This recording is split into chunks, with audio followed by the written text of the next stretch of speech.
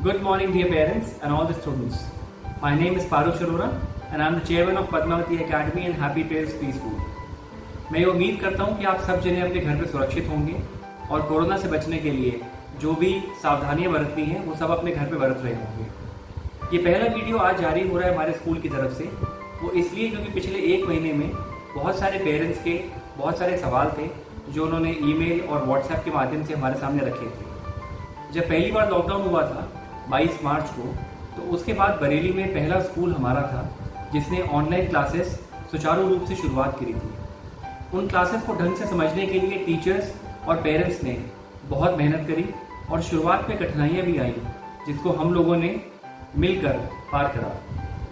मैं पद्मावती एकेडमी और happy trails की तरफ से उन सब पेरेंट्स का, बच्चों का और टीचर्स का हृदय से धन्यवाद करता हूँ कि उन्होंने ऑनलाइन क्लासेस को सीखा और तब से ऑनलाइन क्लासेस से ढंग से पढ़ाई करी। हमने जुलाई के महीने में अपने स्कूल में पहला ऑनलाइन टेस्ट कराया था जिसमें 90% से ज़्यादा बच्चों ने ईमानदारी से अटेम्प्ट करा और उसका रिजल्ट भी उन बच्चों को मिल चुका है। हमने बच्चों की एक्स्ट्रा करिकुलर एक्टिविटीज़ को ध्यान में रखते हुए अप्रैल, मई और जुलाई के महीने में एक मैजिक शो कराया था, ऑनलाइन स्पीच कॉम्पिटिशन कराया था, कोरोना काल से क्या क्या सावधानियां रखनी चाहिए डॉक्टर अतुल अग्रवाल का एक टॉक शो कराया था और ऐसी बहुत सारी एक्टिविटीज़ कराई थी जिसमें अभिभावकों ने और पेरेंट्स ने और बच्चों ने मिलकर बहुत पॉजिटिव रिस्पॉन्स दिया और बढ़ चढ़कर हिस्सा लिया। अब मैं कुछ सवालों के जवाब देना चाहूँगा जो आप लोगों ने व्हाट्सएप और ईमेल के माध्यम से हमसे करे हैं और मुझे लगता है कि ये सवालों के जवाब देना ये इस समय बहुत ज़रूरी इसलिए है बिकॉज ऑनलाइन क्लासेस को लेकर, जीरो सेशन को लेकर, फीस को लेकर बहुत सारी दुविधाएं पेरेंट्स के बीच में हैं। अब मैं कुछ सवालों के जवाब देता हूँ। कुछ पेरेंट्स ने ये सवाल करा है कि मेरे बच्चे ने क्लास 10 पास करी है इस साल और 11th क्लास के एडमिशन के लिए मुझे स्कूल को संपर्क करना है। क्या 11th क्लास के एडमिशन चालू हो चुके हैं और क्या उनकी क्लासेस चालू हो चुकी है, नहीं हुई है? पेरेंट्स को बताना चाहूँगा कि 11th क्लास का रिजल्ट जब आया था, 10th क्लास का रिजल्ट जब आया था तो उस समय उसके अगले दिन से ही 11th क्लास की क्लासेस शुरू हो गई थी और अब तो कुछ चैप्टर्स भी हो चुके हैं और 11th क्लास के एडमिशन स्कूल में चालू हैं। आप लोग ऑनलाइन, ऑफलाइन किसी भी माध्यम से 11th क्लास में एडमिशन ले सकते हैं और अगर आपको और जानकारी चाहिए तो आप हमारी वेबसाइट पर भी जा सकते हैं। कुछ पेरेंट्स के सवाल है कि मेरे बच्चे का 10th क्लास में कंपार्टमेंट आया है और अभी तक कंपार्टमेंट की कोई डेट नहीं आई है, तो मेरे बच्चे की 10th क्लास के जो कंपार्टमेंट के एग्जाम्स हैं उसमें भी हम दुविधा है और 11th क्लास की पढ़ाई का भी नुकसान हो रहा है। तो उन सभी पेरेंट्स को मैं बताना चाहूँगा कि 10th क्लास की कंपार्टमेंट की डेट्स अभी CBSE की तरफ से नहीं आई हैं। जैसे ही डेट्स आएंगी आप सबको इन्फॉर्म कर दी जाएंगी और 11th क्लास की पढ़ाई के लिए मैं आप सबसे गुजारिश करूंगा कि आप स्कूल ऑफिस में आएँ, संपर्क करें और कुछ ना कुछ रास्ता हम ऐसा जरूर निकालेंगे जिससे बच्चों की 11th क्लास की पढ़ाई का नुकसान ना हो। कुछ पेरेंट्स ने पूछा है कि अभी तक स्कूल नहीं खुले हैं। जैसा इस साल सरकार ने हमारे बच्चों को 2019-20 में पास कर दिया था, तो क्या 2020-21 में भी ऐसा होगा? तो इंटरनल असेसमेंट का क्या होगा? मैं आप सबको बताना चाहूँगा 2019-20 में जो बच्चों को पास करा गया था वो एक एक्सेप्शनल ईयर था। सरकार के पास भी बहुत ज़्यादा विकल्प नहीं थे, लेकिन जैसे ही लॉकडाउन हुआ तो सरकार ने ऑनलाइन क्लासेस को एक बहुत अच्छा विकल्प माना। उस विकल्प को देखते हुए हम लोगों ने ऑनलाइन क्लासेस की शुरुआत करी और बच्चों का इंटरनल असेसमेंट लेना शुरू कर दिया था। आप ये बिल्कुल भी ऐसी उम्मीद ना करें कि बच्चों को बिना एग्जाम्स के या बिना किसी इंटरनल असेसमेंट को दिए इस साल 2020-21 में पास कर दिया जाएगा। इसलिए हम लोग अलग अलग समय पर डिफरेंट माध्यम से, कभी गूगल फॉर्म के माध्यम से, कभी गूगल क्लासरूम के माध्यम से हम लोग इंटरनल असेसमेंट ले रहे हैं। मैं आप सबसे गुजारिश करूंगा कि आप सब जने उन इंटरनल असेसमेंट पर जरूर ध्यान दें, क्योंकि अगर आपका बच्चा कोई इंटरनल असेसमेंट नहीं देता है तो उसको अगले साल या इस साल के एग्जामिनेशन में पास होने में बहुत दिक्कत आएगी। कुछ पेरेंट्स का ये कहना है कि हमारे बच्चे एग्जाम्स को सीरियसली नहीं ले रहे हैं और कुछ एग्जाम्स भी स्किप कर रहे हैं, हम क्या करें? पेरेंट्स को बताना चाहूँगा कि इस लॉकडाउन की अवधि में जब स्कूल नहीं खुले हैं तो पेरेंट्स को रियल टीचर्स की तरह बिहेव करना है और आपको ये देखना है कि बच्चे पढ़ाई को, एग्जामिनेशंस को सीरियसली लें।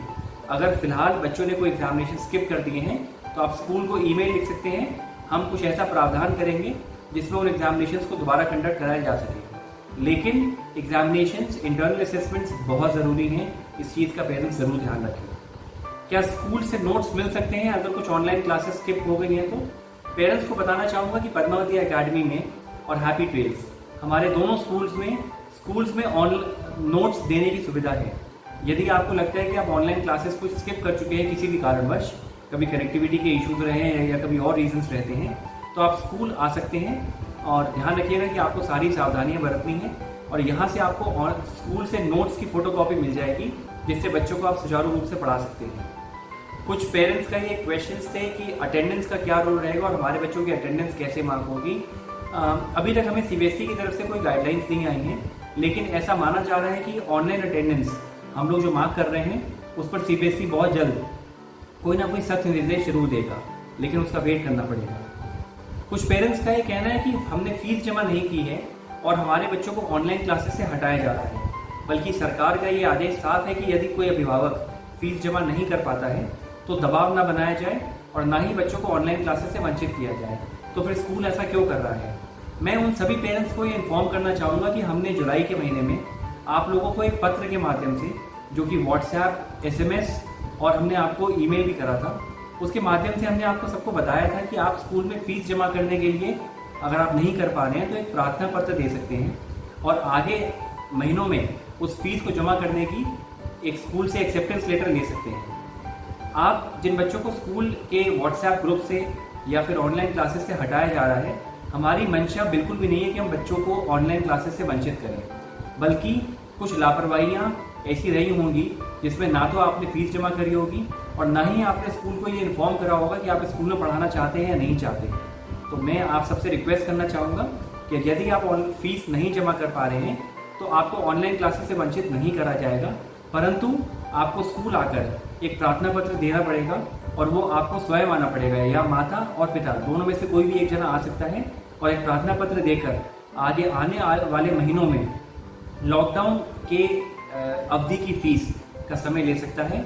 जुलाई से, क्योंकि लॉकडाउन नहीं है, तो जुलाई, अगस्त, सितंबर की फीस आपको जमा करनी पड़ेगी।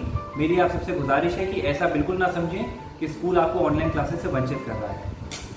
फर्स्ट टर्म्स के एग्जाम्स कैसे होंगे और कब होंगे, इसको लेकर बहुत सारे पेरेंट्स के सवाल रहे हैं। तो आपको ये बताना चाहूँगा कि फर्स्ट टर्म्स के एग्जाम्स सितंबर में अपनी पूर्ण तिथि जो हम लोगों ने घोषित करी है। नॉर्मली एग्जाम्स 15 सितंबर से होते हैं हर साल, इस वर्ष भी 15 सितंबर से ही होंगे। इसका शेड्यूल बहुत जल्दी हमारे वेबसाइट पर और व्हाट्सएप ग्रुप पर घोषित कर दिया जाएगा। इसमें बिल्कुल भी आप ये ना सोचें कि स्कूल खुलने का इंतजार होगा।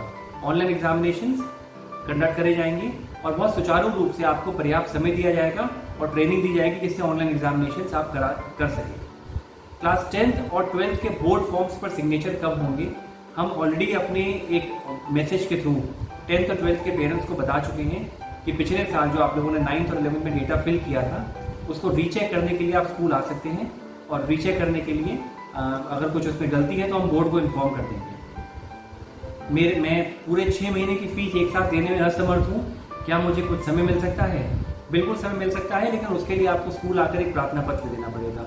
यदि आपको लॉकडाउन की वजह से या कोरोना काल की वजह से आपके व्यापार में, आपकी नौकरी में कोई दिक्कत आई है, कोई परेशानी आई है, तो पद्मावती एकेडमी और हैप्पी ट्रेल्स बिल्कुल आपके साथ है, लेकिन उसके लिए आपको स्कूल में, स्कूल ऑफिस में संपर्क करना पड़ेगा और एक रिटन में एप्लीकेशन देनी पड़ेगी।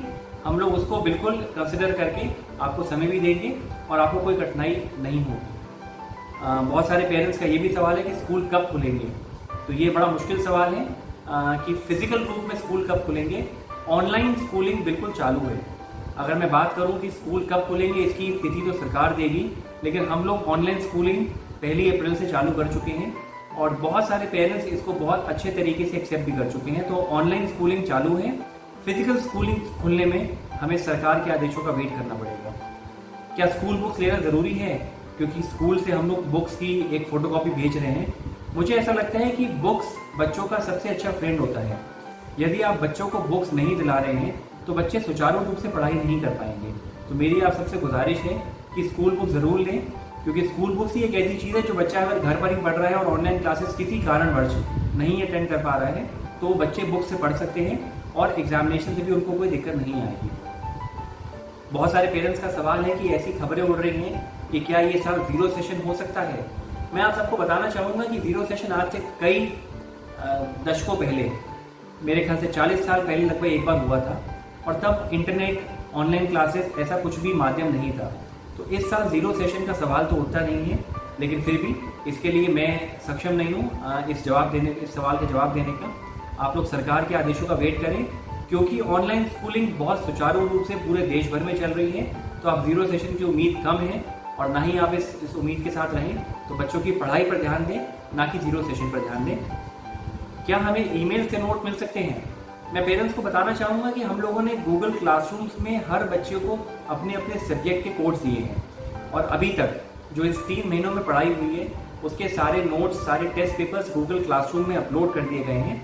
तो आप लोग अपने गूगल क्लासरूम में, यदि आपको कोड नहीं मिला है तो आप क्लास टीचर से संपर्क करके अपने बच्चे का गूगल क्लासरूम नोट कर सकते हैं, उसका जो कोड है, और वहाँ से आप नोट्स ले सकते हैं। अगर सरकार की तरफ से कुछ फीस माफ होती है तो हमने जो फीस ज़्यादा जमा कर दी है उसका क्या होगा? पहली बात तो मैं आपको बताना चाहूँगा कि उत्तर प्रदेश सरकार ने ऐसा कोई भी आदेश अभी तक नहीं दिया है जहाँ फीस माफ़ी या फीस कम करने का कोई आदेश हो। अभी तक सरकार की मंशा सिर्फ ये साफ है कि पेरेंट्स को सबको फीस जमा करनी है और अगर फीस जमा करने में कठिनाई है तो उसको वो मंथली बेसिस पर जमा कर सकते हैं। फिर भी अगर ऐसा कोई आदेश भविष्य में आता है तो मैं आपको ये आश्वस्त करता हूँ कि यदि आप लोगों ने एक्स्ट्रा फीस जमा कर दी है तो वह आने वाले महीनों में एडजस्ट कर दी जाएगी। ऐसा नहीं होगा कि जो फीस आपने जमा कर दी है उसके बारे में जिक्र नहीं होगा। अगर सरकार की तरफ से कोई आदेश आता है तो हम उस एक्स्ट्रा फीस को जो आपने जमा कर दी है उसको आगे आने वाले महीनों में जमा कर देंगे। मैं उम्मीद करता हूँ कि अभी तक आप लोगों ने जो भी हमसे सवाल करे हैं पिछले 1 महीनों में, चाहे वो एकेडमिक रिलेटेड क्वेश्चन हो या फीस से रिलेटेड हो, उन सबका जवाब मैंने आपको आज इस वीडियो के माध्यम से दे दिया होगा। मैं आशा करता हूं कि आप लोग अपने बच्चों की पढ़ाई को प्राथमिकता देंगे और बाकी सारे सवालों को छोड़कर बच्चों को घर में सुचारू रूप से पढ़ाएंगे। ऑनलाइन क्लासेस ही हमारे पास एक ऐसा विकल्प है जो अभी हम लोगों को देखना है। आप इस चीज़ को भूल जाएं कि अगर ऑनलाइन क्लासेस में नहीं पढ़ाता हूँ तो ये सिलेबस दोबारा रिपीट होगा। ऐसा हम लोगों ने अप्रैल में कहा था कि सिलेबस का रिपीटिशन दोबारा होगा जब भी स्कूल खुलेगा, पर क्योंकि अब समय बहुत निकल चुका है और ऑनलाइन क्लासेस में बहुत अच्छी अटेंडेंस आ रही है, तो जो बच्चे ऑनलाइन क्लासेस नहीं ले पा रहे हैं वो नोट स्कूल से ले लें। सिलेबस रिपीटिशन का सवाल मुझे लगता है कि अब उठाना गलत होगा। सिलेबस रिपीट नहीं होगा, उसका क्विक रिवीजन जरूर होगा स्कूल के अंदर, लेकिन आप ऑनलाइन क्लासेस को सीरियसली लें, ऑनलाइन एग्जाम्स को सीरियसली लें। हो सकता है कि सरकार इसी इंटरनल असेसमेंट के बेसिस पर आपको इस साल कुछ रिजल्ट में बेनिफिट्स दे, लेकिन उसके लिए पार्टिसिपेशन बहुत ज़रूरी है। मैं उम्मीद करता हूं कि आपके सब सवालों का मैंने जवाब दिया होगा। मैं पुनः ये प्रार्थना करता हूं कि मैं ईश्वर से प्रार्थना करता हूं कि आप सब जने अपने घर पर सुरक्षित रहें, सेफ रहें और कोरोना से बचने के लिए जो भी आपको स्टेप्स लेने हैं वो घर पे लेते रहें। बच्चों का ध्यान रखें। धन्यवाद।